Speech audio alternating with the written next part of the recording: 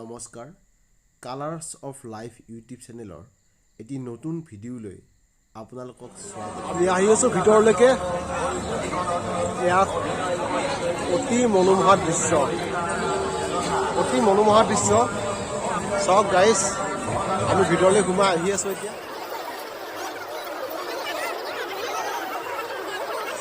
নলবাৰী ৰাখলৈ এয়া নলবাৰী ৰাখ।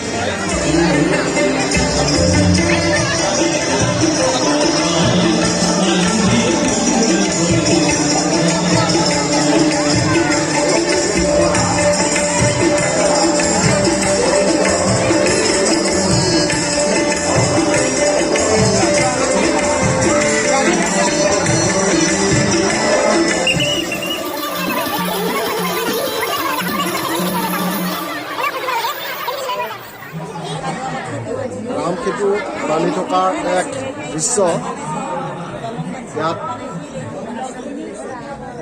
চাওক। ৰামসেতুৰ ব্যৱহাৰত নিৰ্মিত শিলাখণ্ড ইয়াত লিখা আছে, ৰামসেতুত ব্যৱহাৰ হোৱা শিলাখণ্ড। এয়া চাওক গাইজ, যি শিল পানীত উপঙে।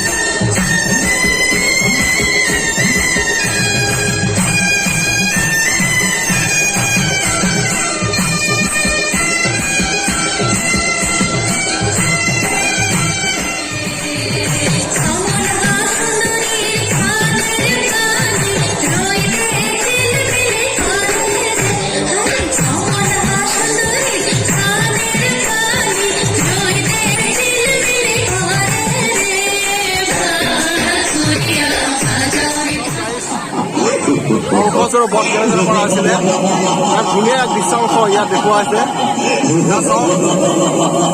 মই সম্পূৰ্ণ দৃশ্যাংশ আপোনালোকক দেখুৱাইছোঁ।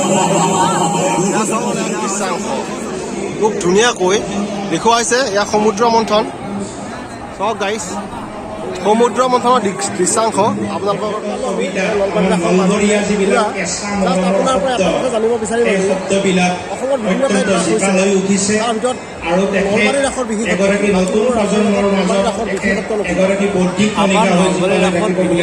এইটোৱে যে এইবাৰ আমি কবিতা পাঠ কৰিবলৈ মাতিছোঁ কাৰণে ইয়াক উদযাপন কৰিব পৰা নাছিলোঁ। এইবাৰ আমি অৰ্জন কৰা কবি মহোৎসৱত কাৰুকাৰ্য বা অন্য বিভিন্ন কাৰ্যসূচীবিলাক ধুনীয়াকৈ পৰিপাটি কৰিছে আৰু সকলোৱে ডিচিপ্লিন হৈছে আৰু সকলোৱে ইয়াক উপভোগ কৰিছে।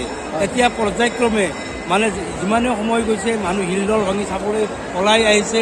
আৰু ইয়াৰ বিশেষ আকৰ্ষণ হ'ল অহা 14 তাৰিখৰ হেমা মালিনীয়ে আহিব। তাত সকলোৱে ৰাইজে ইচ্ছুক হৈ আছে চোৱাৰ কাৰণে। গোটেই সিদিনা মানুহ বহুত হ'ব। সেইকাৰণে আমি আশা ৰাখিছোঁ যে 89তম ৰাসে নলবাৰীৰ কাৰণে এটা বৰ এটা আনন্দৰ বতৰা কঢ়িয়াই আনিছে।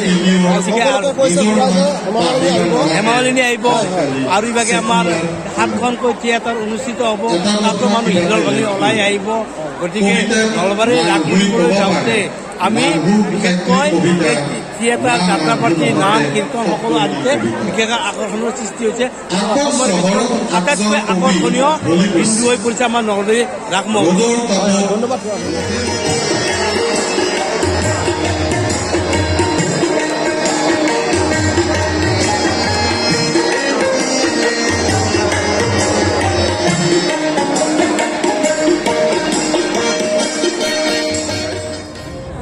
এয়া সমগ্ৰ অখণ্ড ভাৰতবৰ্ষৰ নদীসমূহৰ নাম, লগতে এইবিলাকৰ অৱস্থিতি আৰু নদীসমূহৰ লগতে সংলগ্ন কৰিছে মন্দিৰসমূহ।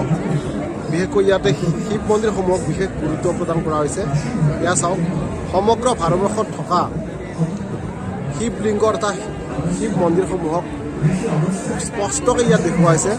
লগতে পাহাৰ আৰু নদীসমূহৰ নাম ইয়াত লিপিবদ্ধ কৰাইছে। এয়া চাওক গাইজ ধুনীয়াকৈ এয়া নলবাৰী ৰাসৰ এক বিশেষ প্ৰদৰ্শনী বুলি আমি ক'ব লাগিব। খুব ধুনীয়াকৈ বনাইছে এইখন।